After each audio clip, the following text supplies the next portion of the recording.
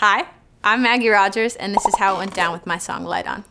I thought my record was done like 6 times, and I kept going back. I had this like sort of running track list on a note on my computer. I went in for one last swing. So I went in to hang out with my friend Tom, who also goes by the name Kid Harpoon. And we just like hung out and talked for a while. He was sort of asking me if there's any stories I had yet to tell on the record that I wanted to.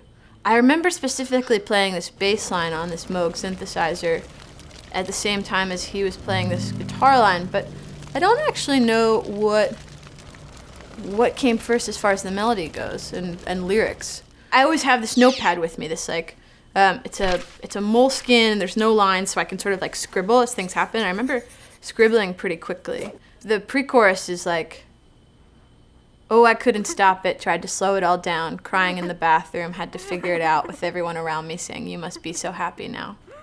It's pretty sad.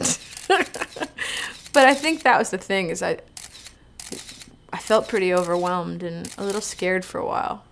My very private life became very public really quickly, and in a way where I didn't feel like I had any control over it. And the whole song is sort of about feeling out of control, and I guess I kind of didn't really know that if I was going to do this or not, because I never had any doubts about the music, but the reality was that my job as a professional musician kind of turned out to be like 25% music and a whole lot of other stuff, which makes sense because it's a job. You know, there's always a part of it that has to feel like work or something that's not entirely you, but I spent a lot of time trying to figure out how to make this all feel like me.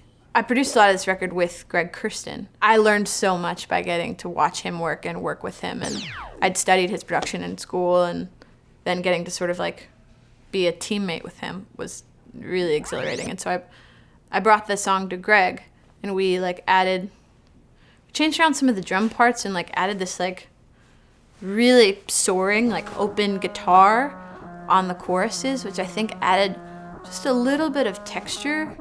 But my favorite kind of music is like dancing while crying, which is maybe like a weird genre per se, but I like songs that you can have both a physical release and an emotional release. And when I think about that, I think about the synthesizer in this song, because realistically the song, chord structure-wise, is fairly simple, but the one thing that happens over the course of the whole song is there's this like arpeggiator and the filter opens, so by the end of the chorus it's just like, well, maybe that's actually like the best analogy for how I feel too, you know, like the filter on this arpeggiator starts closed, and by the end of the song is really open and really free and really soaring and exciting and hopeful and optimistic, and that's actually a really wonderful parallel with how I've felt about music in the last 2 years. Like excited, bubbling, kind of timid at the beginning, and then by the end just like